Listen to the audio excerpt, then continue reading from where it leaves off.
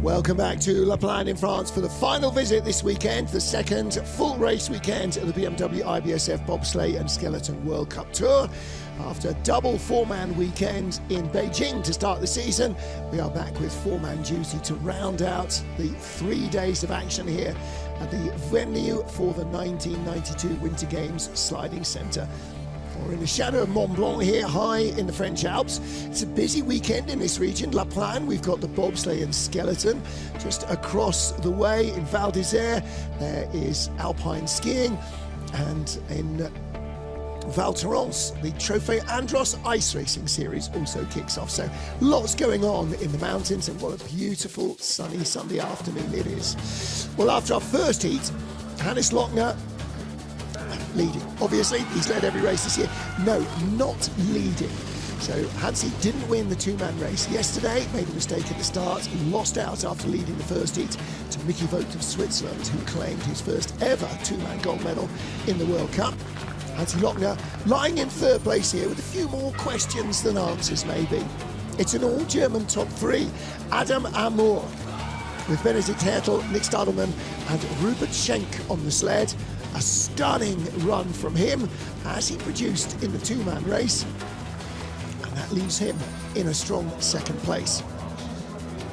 Well, he was 400s ahead of Johannes Lochner, but there is a bit of a traditional yawning chasm behind the man who won last time out here back in 2020, and that's Francesco Friedrich, finally returning to normal service, with Torsten Marcus, Alex Schuller and Felix Straub behind him. Wasn't the tidiest of runs, but it was definitely the quickest down the mountain so far. After plenty of snow in the last few days, this weekend, certainly in the resort here in Laplagne, is the opening weekend for the locals, for the residents, and next weekend the full season gets underway. But before then, we have got to finish work here and head to Innsbruck. Francesco Friedrich leads the field. Frank Del Duca has been forced to pull out of the second heat, unfortunately, just a couple of hundreds outside the top 10 after the first run for the US driver, who had a very good run yesterday in the two-man race in his first four-man World Cup appearance. Unfortunately, frankly, something unfixable has broken on the sled. It doesn't mean permanently unfixable, it just means unfixable in the hour between the runs, or the 40 minutes between the runs. So, unfortunately, no Frank Del Duca. Well, nevertheless, that will still give us all our lead contenders, which Schuller and the rest of the crew limbering up with Francesco Friedrich. We will see our sleds coming to the line at about 10 minutes past the hour, so we've got a few minutes to take a look at this track here at Laplagne as well. And by the way, for those of you who may not have caught the news, friend of the show and the Swiss bobsledder, Swiss and French bobsledders, let's get that correct, Roman Heinrich of France and his partner have produced their first, I'm looking now for my details, Nadia Pasternak have produced their first baby at 10 minutes to 11 last night. Now, Nadia was here yesterday cheering on her teammate to silver medal in the Monobob race. And I don't know whether the excitement of the race brought on the onset of labour, but by 7 o'clock she was heading to the hospital. By 10 o'clock, before 11 o'clock, they have their first baby. So little Neroli has come into the world. Delighted with that news. So lots of congrats to Nadia Pasternak and Roman Heinrich, and hopefully we'll get to see the whole family before the end of the year. They're thinking about maybe bringing the baby for a weekend in Winterberg for the World Champs. Well, what about this track? 1,500 metres, designed in the late 1980s, opened at the end of 1990, first raced on in the spring, in the autumn of 1991, before the 92 games. It's 1,500 metres, 19 corners, so it gets very busy. Doesn't start steep, it's very flat, very shallow, very long run down into the load for turn one. This little dink in turn two, less of a corner, more of to sort of nudge. Same with corner three, easy to nudge you into a skid though. Corner four, actual corner. Still not great speed here. Drop down a little bit. You start to drop down the valley now through five. Big corner six. It's very narrow, very steep valley. Through 7, 8, now you can see we're really accelerating.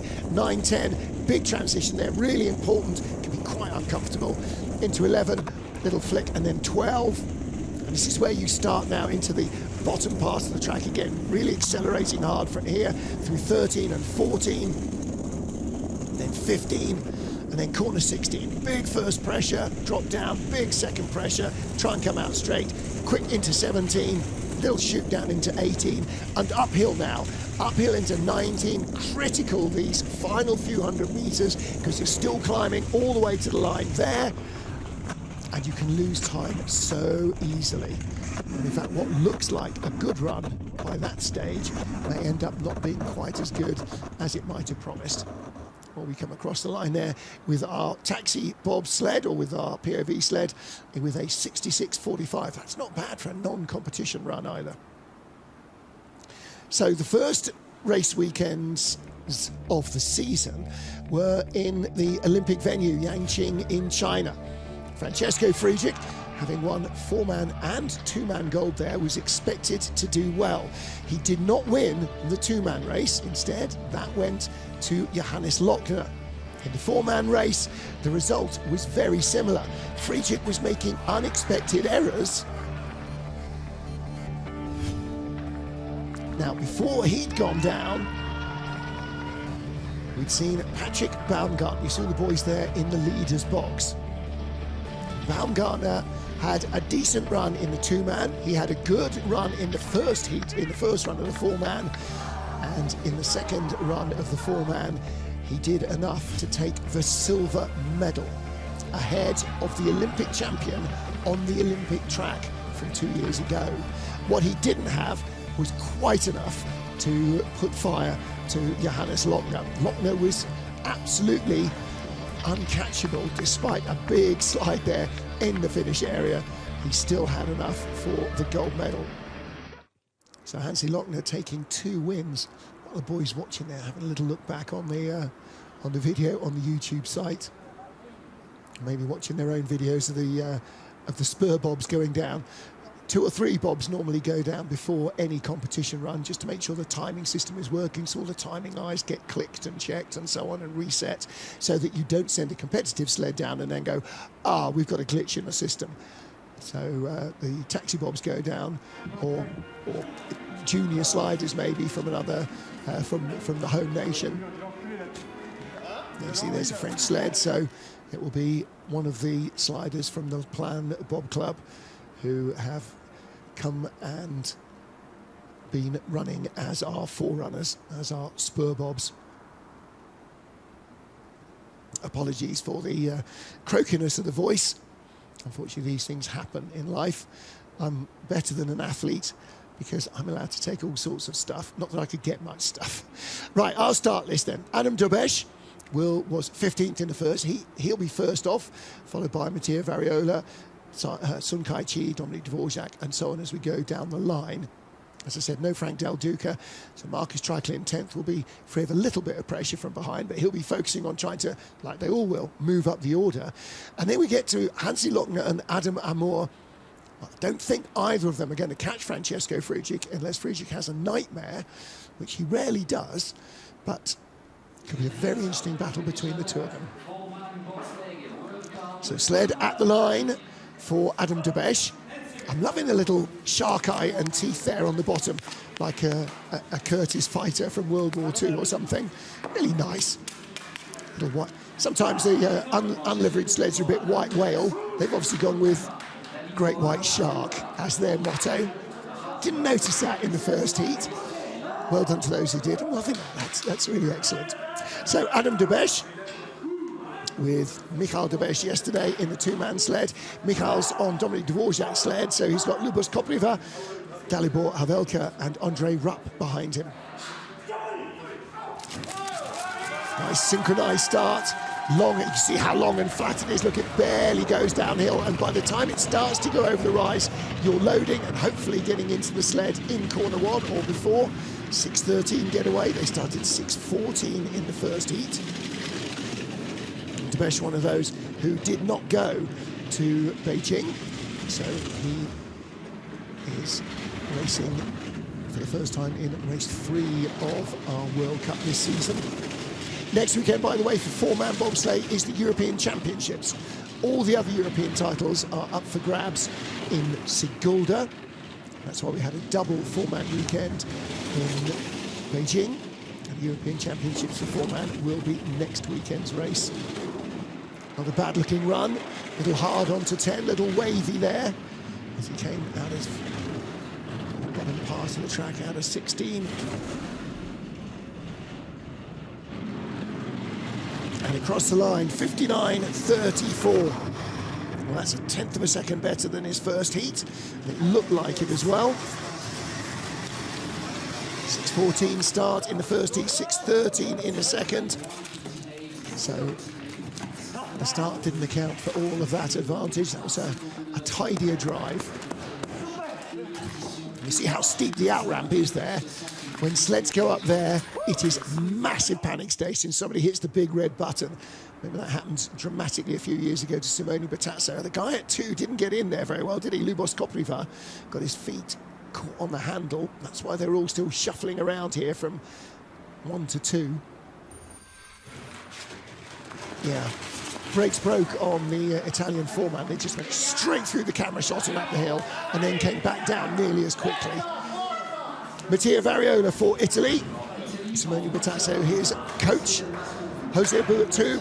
Fabio Batti, who was on the 2-man sled. Yesterday he's at 3. And Riccardo Ragazzi at 4. So Mattia, 16th best start in the field, 16th at the bottom. First time driving on this track there is Simone Battasso in the background.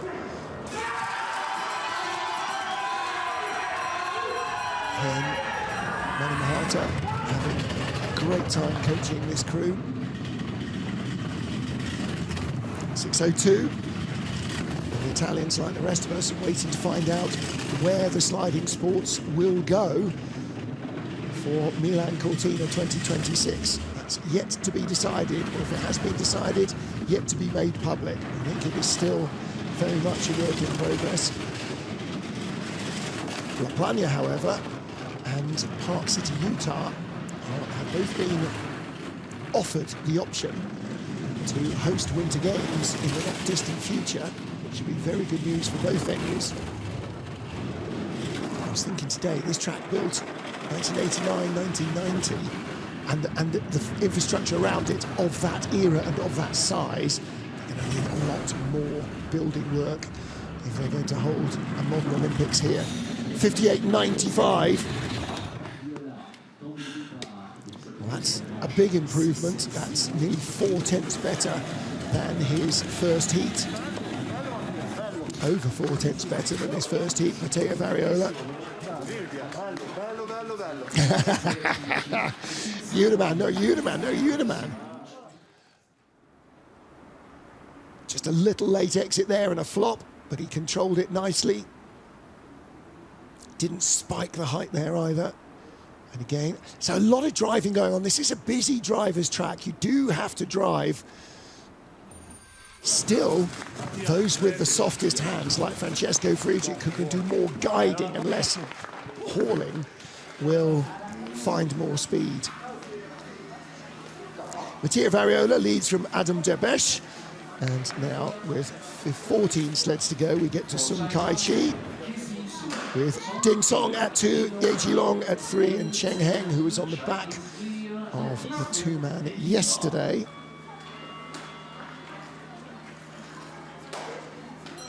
Their advantage over Mattia Variola, 3 tenths of a second. That means if he pretty much matches what he did in the first heat, he should just about stay in front. He might have to find a bit more, because that was a good second run from Variola. Ooh, squared off 1. 6 flat. I'm not sure they're going to carry a lot of that speed too much further. Just say hello to the Team GB athletes who are watching in Innsbruck. Loafing about, undoubtedly. Really, getting ready to race. Should be a full roster for Team GB next week. They'll have a massive skeleton crew, as they did have here. 4 men, 4 women. We should have hopefully Adele Nicol in the Monobob, Nikki McSweeney in women's bob, and Brad Hall and assorted other invalids in the 2-man and the 4-man race. Get better soon, boys. 5200's up. It's a little rocking and rolling, isn't it, from Sun Kai Chi, but he's keeping the speed on board, where he's done more than he did in the first heat. That's what he needs to do. 58.76 compared to 59.08. So 3200s. I need John's maths, don't I? That was an easy subtraction, but often my live on air maths is not worth the paper it's written down on. So Sun Kai Chi, that was a good second run. And again, for drivers, as so many of them are coming, I knock on about this the whole time, coming here for the first time, then every run you're learning more and putting more into practice the next time you see the track. So 6 training runs in 2 and 4-man, 2 runs yesterday in the 2-man because everybody was in the second heat. And then this is now their, 10th run down the track this week. A little bit of paid training last week, I'm sure, as well, to try and bring up that knowledge. You see now, I'm saying that was a much nicer looking drive. He's just looking at it going, that was awful. Oh, I messed that up. Oh, and that's how drivers beat them. That's what athletes do. You just want to be better. And if you're better, you want to be better again. Dominik Dvorak with Mikhail Debesh, David Burez and Dominik Zaleski behind him. There's Dominik at the back between the handles, and brakeman, and Dominik Dvorak at the front of the sled. So 9200ths off the lead, just 400ths ahead of Sun Kai Chi in the first heat. It was a tight battle. And that means that he has to come down at least in the 58.70s if he's to just stay where he is. Now, of course, everybody in this part of the field will be racked up one because there's no Frank Del Duca. Ooh, another late load. 595. But they're really pushing for everything they can.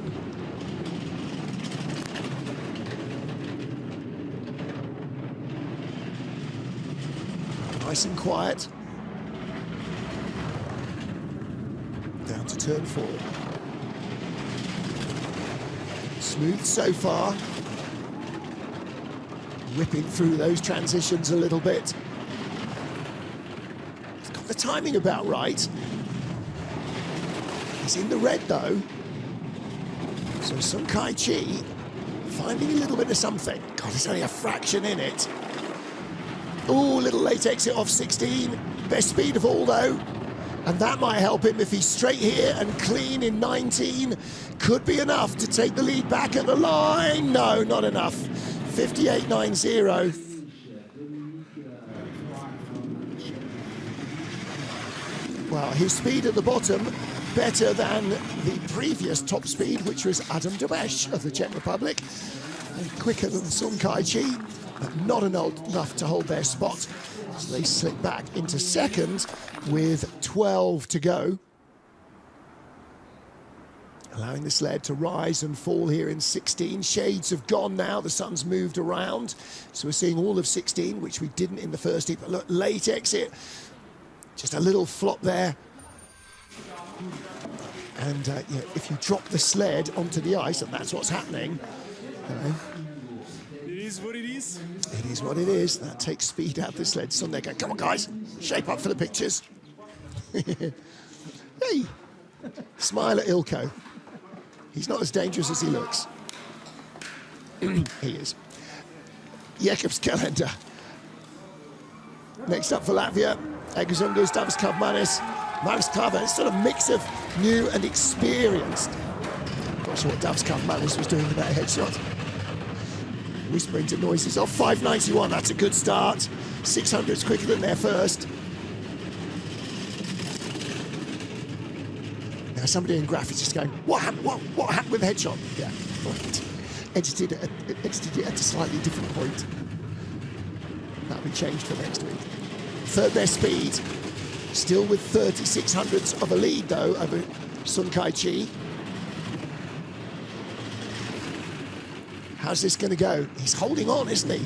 Second best speed. Dvorak was fastest all the way down, by the way.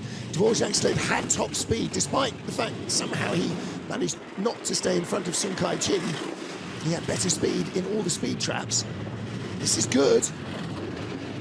He's holding on to the lead. 3100s when he sat down.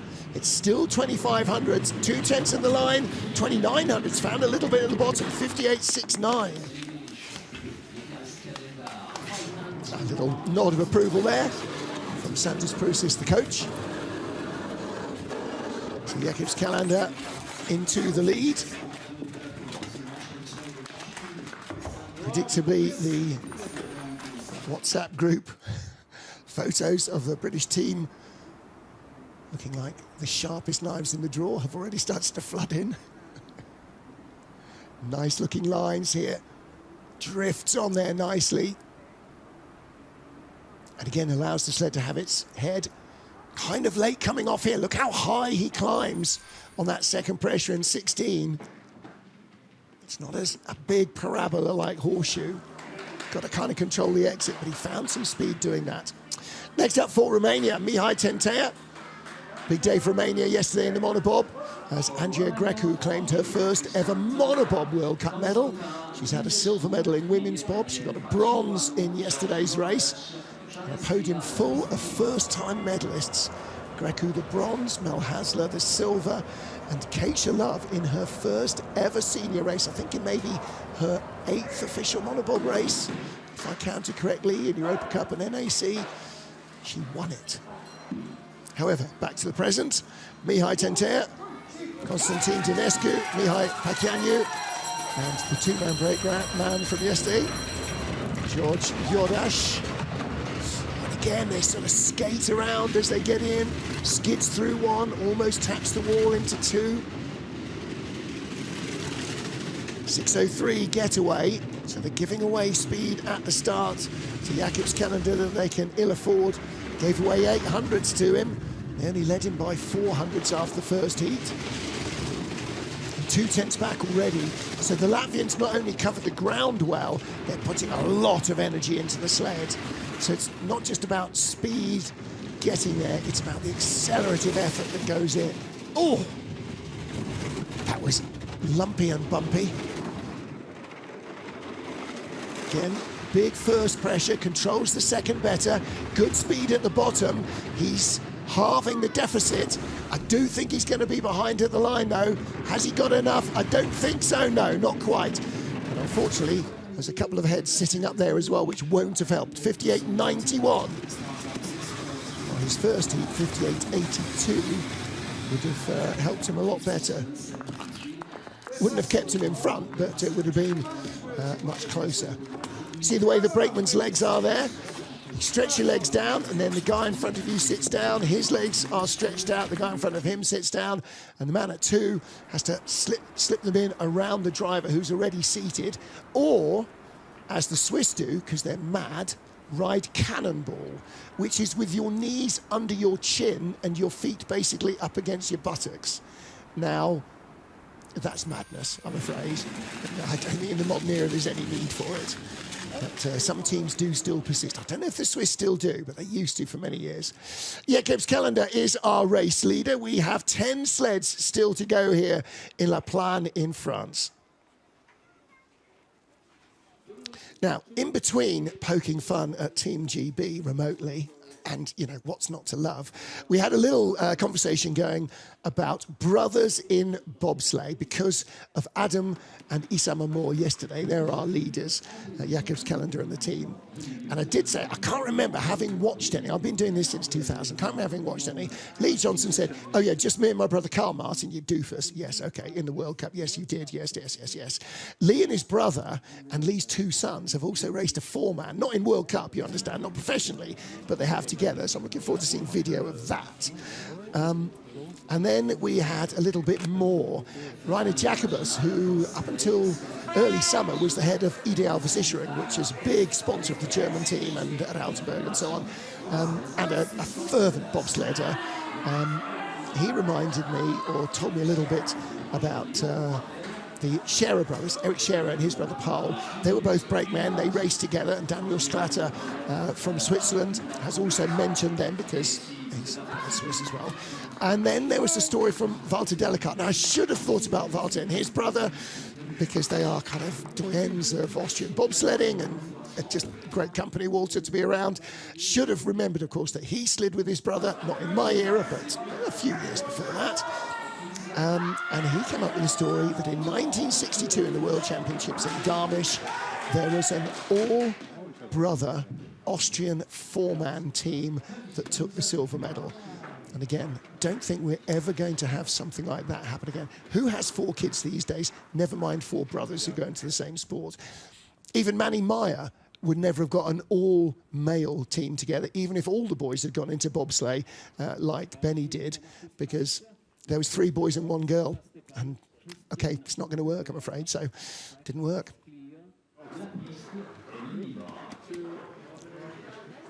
Latvia's Jēkabs and crew leading the race.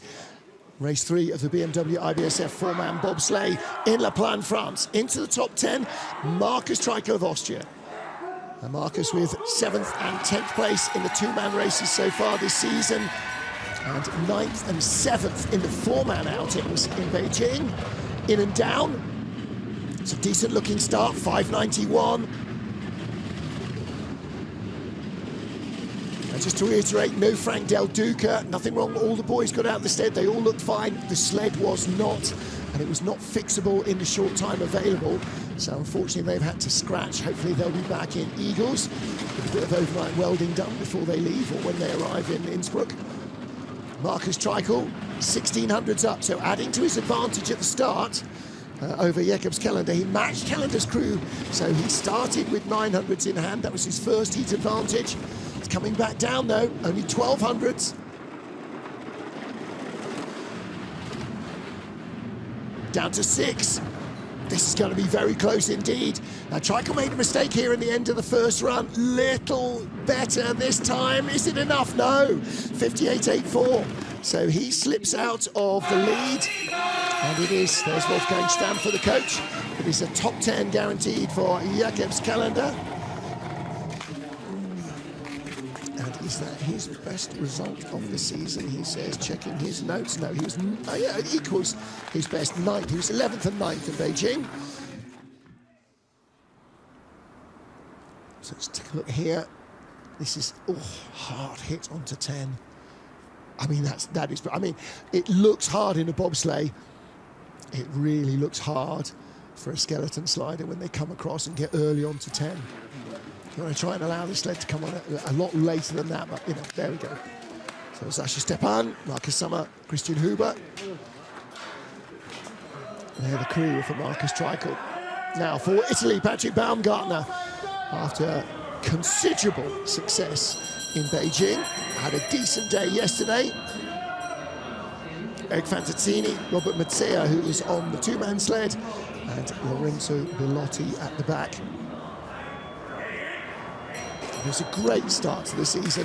4th in the two-man race, 6th in the first of the four-man races, not the fourth of the first-man races, and silver in the second. So his last appearance in a four-man, he took his first ever World Cup medal. Baumgartner, I'm sure, looking forward to getting back to more familiar territory as the season progresses. 593, that's a good start as well, just 100th off their previous best. But 3rd best in the field so far. And the only faster starters, 591, that was Treichel's crew and Callender's. We have got faster starting crews coming. So a couple of the heads rattling about there, being bounced out of their seats in the Italian sled.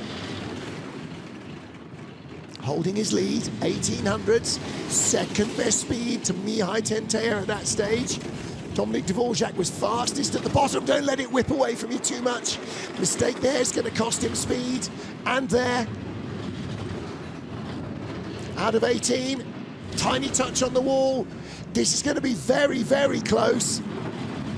Not as close as I thought. I thought he would lose more. 58.61.